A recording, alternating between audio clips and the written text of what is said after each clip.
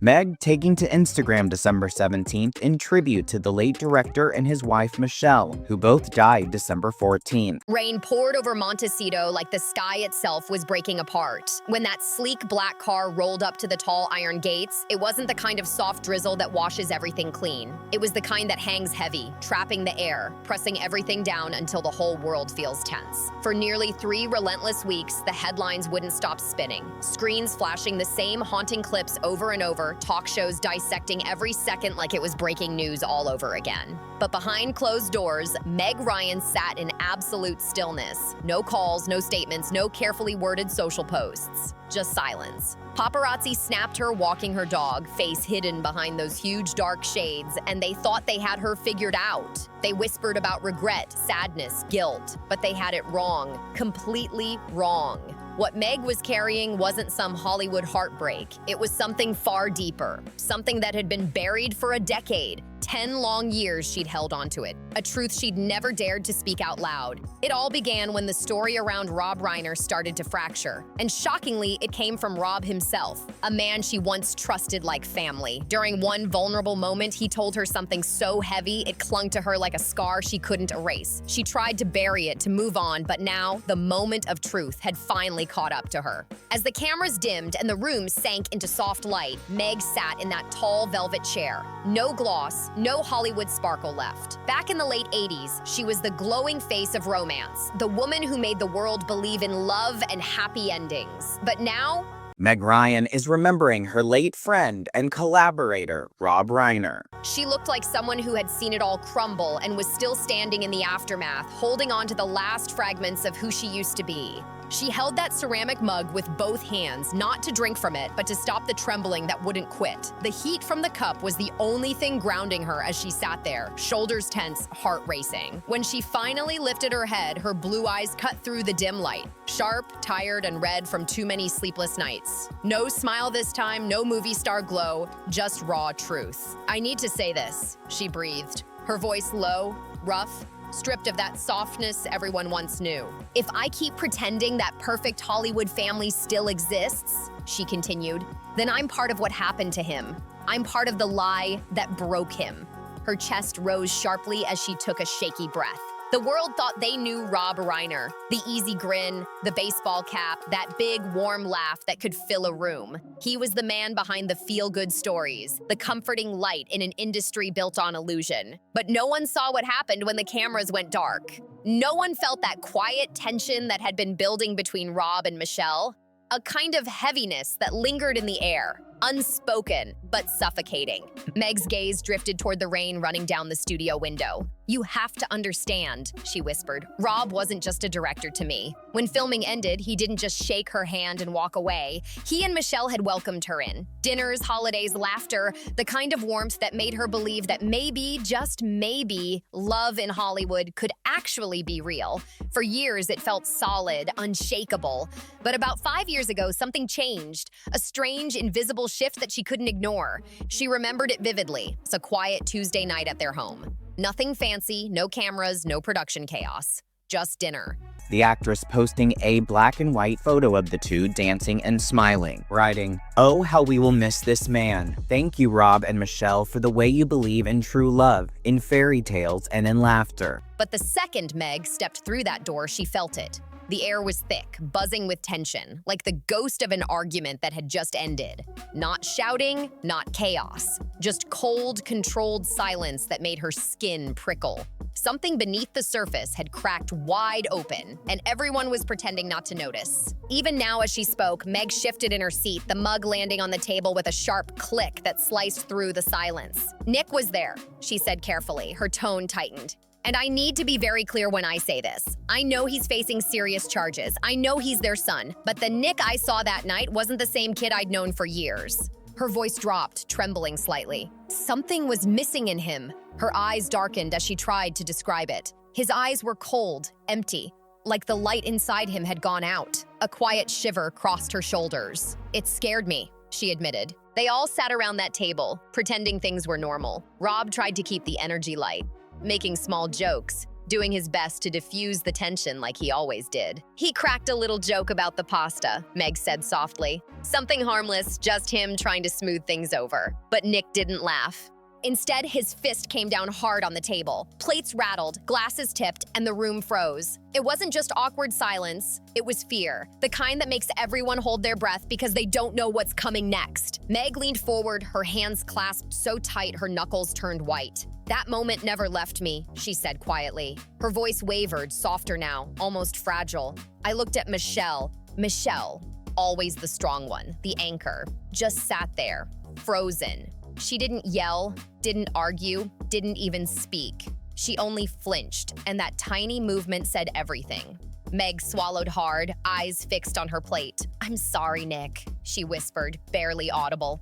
Even years later, those words still echoed like a weight she couldn't shake. Meg adding, "I have to believe that their story will not end with this impossible tragedy, that some good may come, some awareness raised. I don't know, but my guess is that they would want that to be hopeful and humane, to be something that brings us all to a greater understanding of one another and to some peace." When she finally looked up, her gaze met Rob's, and what she saw in his eyes would never leave her. "It wasn't anger," she said softly. "It wasn't frustration. It was fear, real fear. The kind that lives deep in the bones, impossible to fake." For just 1 second, he looked at her, trembling but silent, begging her not to speak, not to break the illusion. And so she didn't. She ate her pasta, she smiled, she kept the conversation moving while her heart pounded like it was trying to break free from her chest. Later, when she stood to leave, Rob walked her out to her car. The night air was cool, heavy with quiet. He hugged her on too tight, too long, and whispered,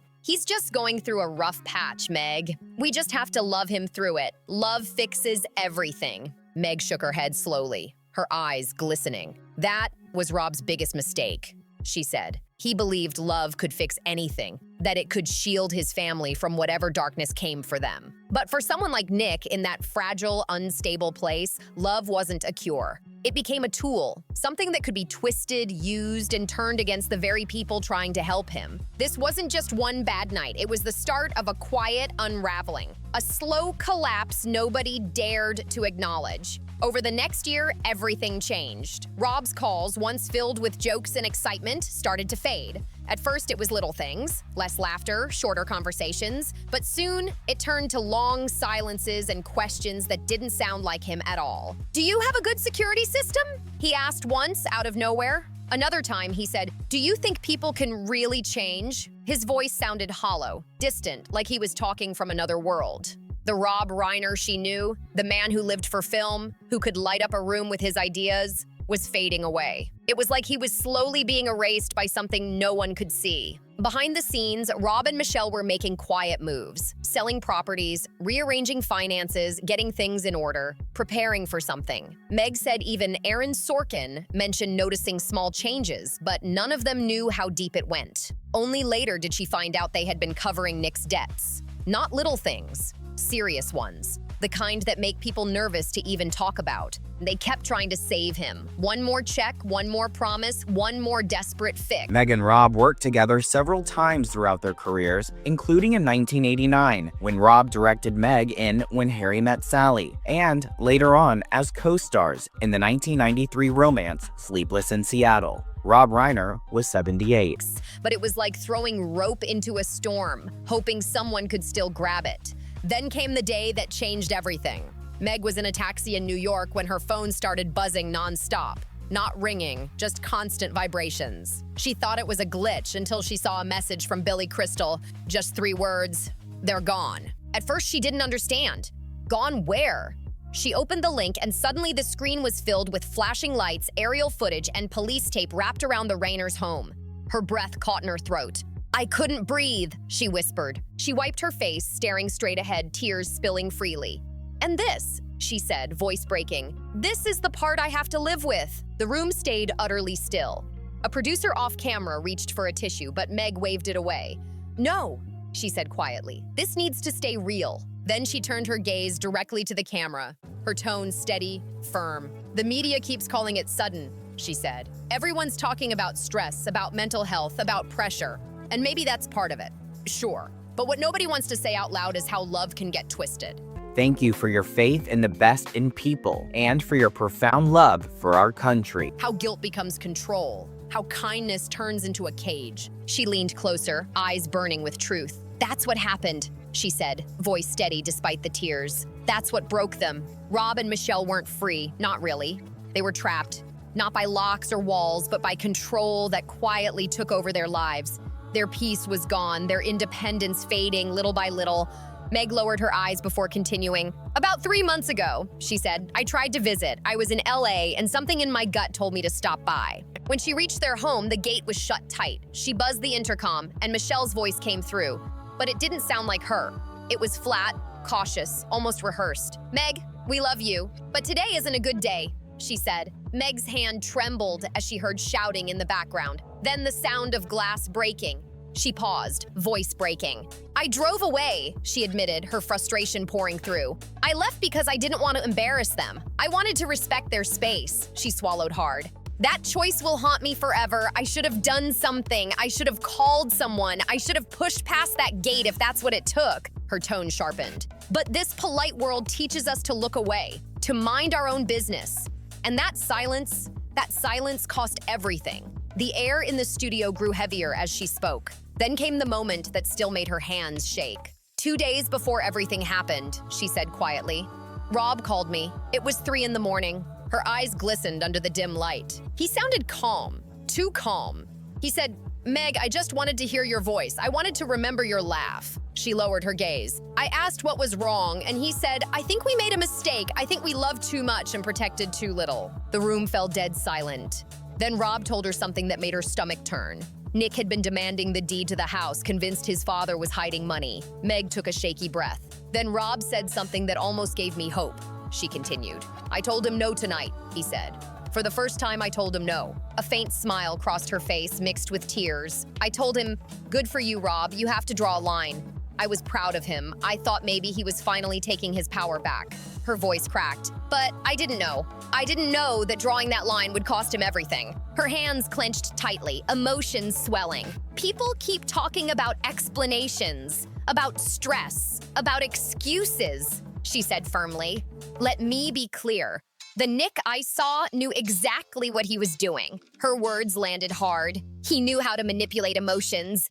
If he cried, Michelle softened. If he hinted that he might hurt himself, Rob reached for the checkbook. He turned their love into control. Meg's voice went cold, sharp.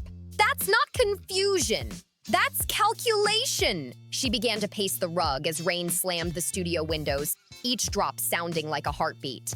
And when love finally stopped giving him what he wanted, she said, voice trembling with fury. When the forgiveness and the money ran out, he broke the very people who built their lives around him. She stopped, eyes glistening. Rob Reiner gave the world hope, she said softly. He made people believe love could conquer anything. Her voice softened even more, but the pain underneath stayed raw. The cruel truth is, that same love, endless, forgiving, unconditional, became the thing that destroyed their peace. It wasn't a lack of love, she whispered. That's how their story ended. Not because there wasn't enough love, but because there was too much of it. A love that couldn't draw a boundary. A love so bright it blinded them from the danger right in front of them. Meg turned toward the camera. No smile, no Hollywood armor left. Her voice trembled, but every word hit hard. I'm speaking now because I want justice, she said with quiet strength. Not just the kind decided in a courtroom, though I pray Nick never walks free again, but justice for their legacy. Her tone sharpened again, firm but emotional. I don't want Rob remembered as some tragic headline. I want him remembered as a man who fought, a man who gave everything he had to save his son, even when it destroyed him in the process. She leaned forward, her stare unwavering. We have to learn from this, she said. We have to stop celebrating the parents who give until there's nothing left. If you're scared in your own home, she said slowly, if your own child is hurting you, love is not enough. You have to choose survival. Her voice cracked with emotion. Rob and Michelle didn't choose survival, she whispered, shaking her head, and now the world feels colder without them. For a moment, the woman who once embodied Hollywood romance looked completely broken. I miss him, she whispered. I miss my friend. I miss knowing he was out there making people laugh, bringing light wherever he went. Tears filled her eyes. And I will never forgive myself for driving away from that gate. She paused, voice shaking. Never. Then she looked up again, her tone turning steady. But I promise this, I will spend the rest of my life making sure people know what really happened, because they weren't just taken away, she said, her voice icy now. They were betrayed. The grief in her voice deepened as she spoke. This kind of pain doesn't fade. It stays inside you, heavy and real. The studio was silent. Outside, rain tapped softly against the windows. Slow, steady, like the world itself was listening. The cameras kept rolling as Meg sat back down, eyes fixed on the cold mug before her. The coffee was untouched, the steam long gone. The truth hung in the air, thick, suffocating, impossible to ignore. Meg had finally broken her silence, and the echo of that truth was louder than anything she could have said before. The story of the Reiner family, once Hollywood's golden example of love and success, was now shattered wide open. Behind those beautiful gates, the image had crumbled, exposing how dangerously thin the line can be between unconditional love and complete self-destruction. There was no polished ending, no comforting fade-out, no happy goodbye. The footage closed on Meg's tear-streaked face, that haunting silence saying more than words ever could. And as the world watched, one chilling thought settled in everyone's mind. Sometimes danger isn't hiding in the dark, sometimes it's sitting right across the dinner table smiling, while everyone else stays quiet, too polite, too scared, and too loyal to speak. The aftermath hit instantly. The world didn't just react to what Meg revealed, it reacted to how she said it. The illusion of the Reiner family, Hollywood's picture-perfect couple, shattered overnight. For years, they were the standard of how to do it right. But with every word Meg spoke, that image fell apart piece by piece until only the raw truth remained. Within hours, social media exploded, newsrooms scrambled, and the story transformed from a tragic loss into something far darker. A story about control, silence, and betrayal. And Meg didn't stop there. In the days that followed, she began releasing more of what she had kept hidden for years. Old notes, journal entries, private letters, texts, and emails exchanged between her and Michelle. Each one peeled back another layer of what was really going on behind that perfect image. The quiet collapse of a family living under the weight of fame. One of the first shocks came from a statement Meg gave directly to Vanity Fair, determined not to let rumors twist her words. She described a weekend in the Hamptons 3 years earlier, celebrating Rob's birthday. Ocean calm, candles glowing, everything beautiful on the surface. But beneath that calm was something darker. The tension never left the air, she wrote. You could feel it like static. That one quote reignited everything. What looked like an innocent birthday gathering suddenly became another missing piece of the Reiner family puzzle. It made people realize those cracks in their image didn't appear overnight. They had been spreading quietly for years, long before anyone on the outside noticed. Meg remembered that night vividly. The sunset spilling gold and pink across the water, Rob standing near the shore, shoulders heavy. He looked smaller somehow, older. Like the waves were slowly pulling the strength out of him. Then he turned to her, eyes filled with exhaustion, and asked softly, Meg, do you think I failed him? Her heart sank. He wasn't talking about Hollywood or success or legacy. He was talking about Nick. Rob confided that Nick had accused him of caring more about movies than about family. That line broke him, and it broke Meg to hear it. That was Nick's favorite move, she explained. Guilt. He knew exactly where to hit. Rob had always wanted to be the good guy, the one who made everyone happy, who never let anyone down. And Nick used that against him. He made Rob feel like his achievements were something to be ashamed of, as if every moment of success meant another debt to be repaid in apologies, in forgiveness, in money. Then Meg spoke about Michelle, her voice softening with grief. Michelle was brilliant, she said. Creative, full of light. But slowly she started fading. Michelle had been an artist, known for her breathtaking landscapes, dreamlike scenes that made you feel at peace just by looking at them. But the last time Meg visited her studio, every single canvas was blank. I can't focus anymore, Michelle had told her. I'm always waiting for the phone to ring, waiting for the next crisis, the next emergency, the next demand. That sentence stayed with Meg. They lived in constant tension, she said. You could see it in their faces, even in how they stood, always bracing, always preparing for the next explosion. Meg's tone hardened, frustration mixing with sorrow. And let's be honest, she said. Everyone saw it. Their friends, their colleagues, the people at dinners and parties, even people on set. You could feel it. Something was wrong, but nobody wanted to step in. She looked down. We told ourselves it wasn't our place. We called it privacy, but it wasn't. It was avoidance. Her words didn't just expose what happened inside that house. They exposed the silence surrounding it. We all knew, she whispered.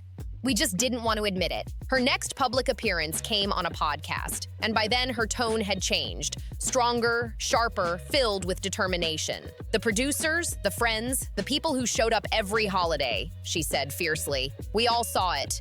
Nick's temper, his tone, the way he spoke to Rob and Michelle, this wasn't stress, this wasn't youth, this was control. But Rob, ever the protector, shut down any attempt to intervene. You don't understand addiction, he'd say, but Meg said it plainly. This wasn't just addiction. This was a takeover, quiet but complete. Her voice cracked briefly before she steadied herself. And we respected Rob's wishes, she said. So we stayed quiet. The silence that followed was thick. No one wanted to push too hard. No one wanted to hurt his pride. And while everyone stayed polite, the situation just kept getting worse. The podcast host didn't interrupt. They just let her speak. Then Meg revealed one more moment she'd buried deep for years. There was one night, she said softly. Just me and Nick in the kitchen. Everyone else was outside. He was calm, too calm. That was the scary part, Meg said. He could be charming. Just like Rob, she swallowed hard. He looked at me and said, you know, Meg, my parents live in a fantasy world. They think everything has a happy ending, but real life isn't a movie. At the time, she brushed it off as teenage cynicism, a kid trying to sound deep, but looking back now, she said it with chilling clarity. It wasn't sarcasm, it was a warning. He was telling me what he was planning to do, that he was going to break that illusion. The room went quiet after she said it. The realization was haunting. The signs had been there all along, hidden behind charm and denial.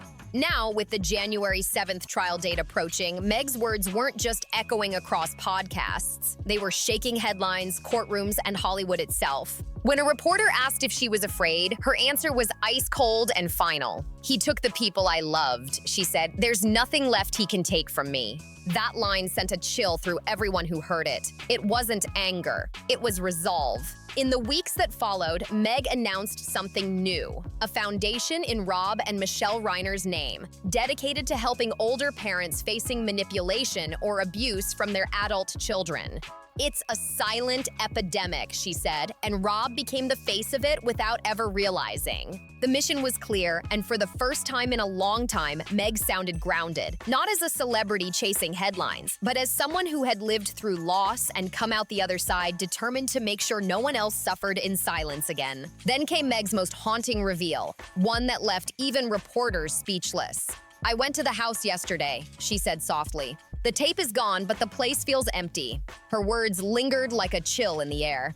That home used to be alive, she continued. Music playing, the smell of garlic and tomatoes, laughter echoing through the halls. Her eyes filled as she spoke.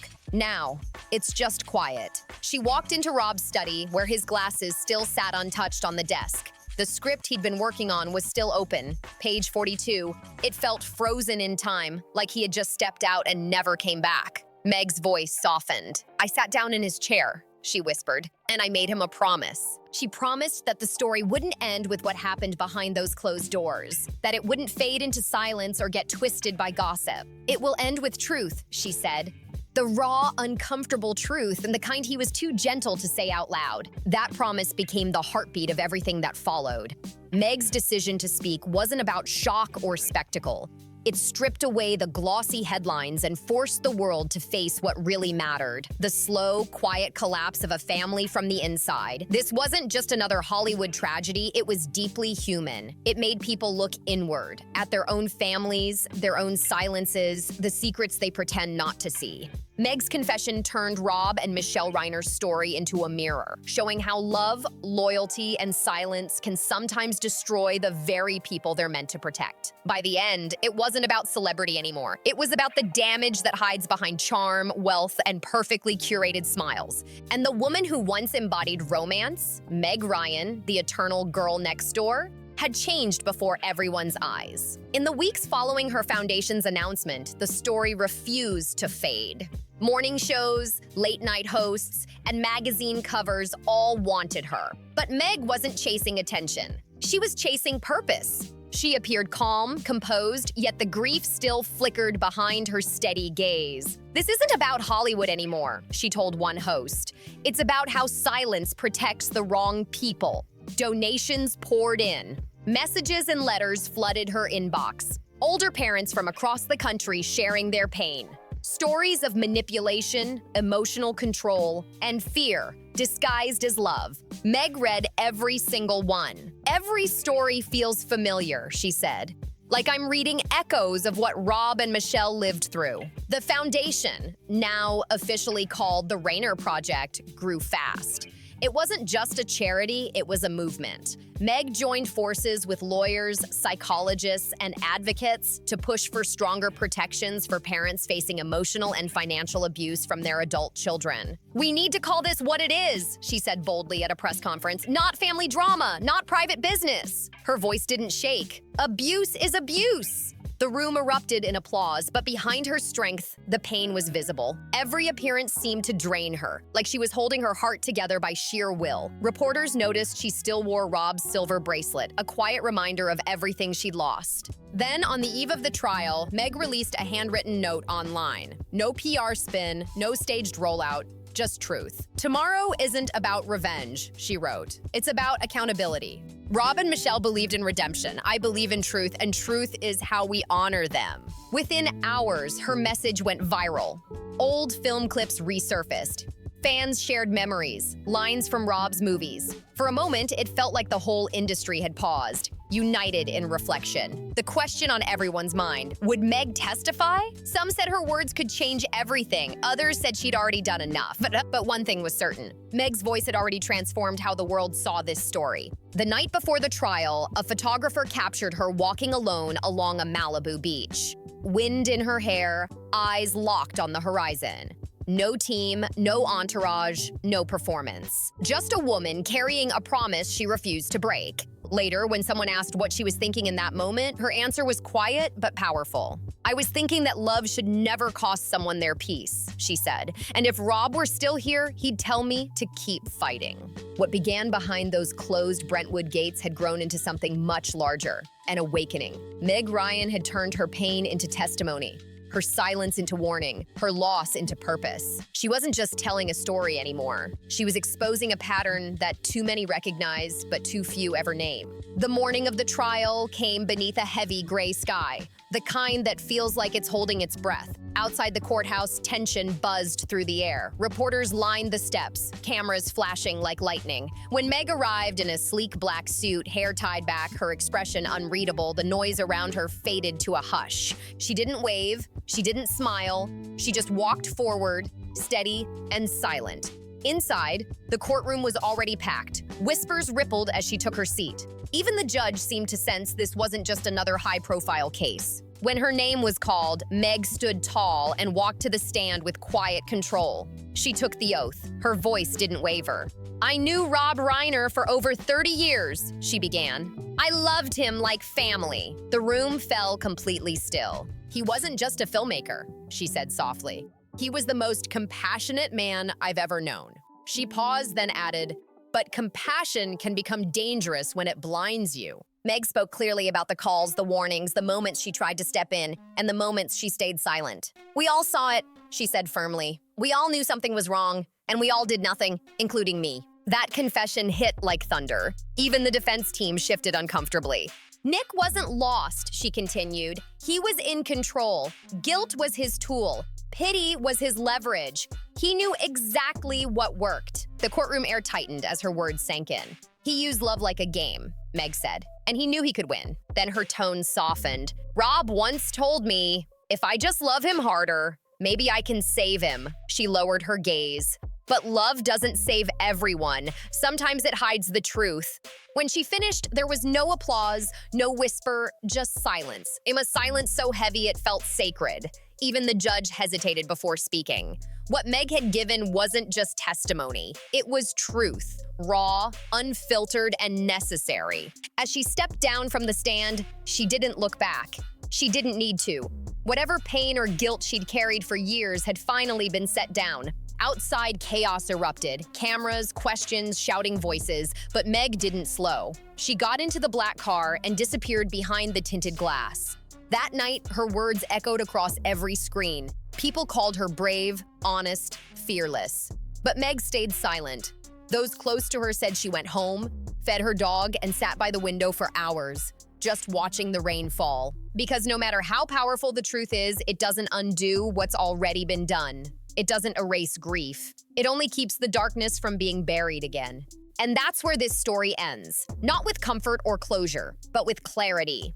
Meg Ryan didn't just reopen an old Hollywood wound. She forced the world to see what hides behind fame, loyalty, and silence. Her courage turned heartbreak into a warning and loss into purpose. A line was drawn, a truth was spoken, and the silence that once protected everything, it was shattered for good. If you felt this story hit deep, make sure to like, subscribe, share, and leave a comment with your thoughts below. And I'll see you on the next one.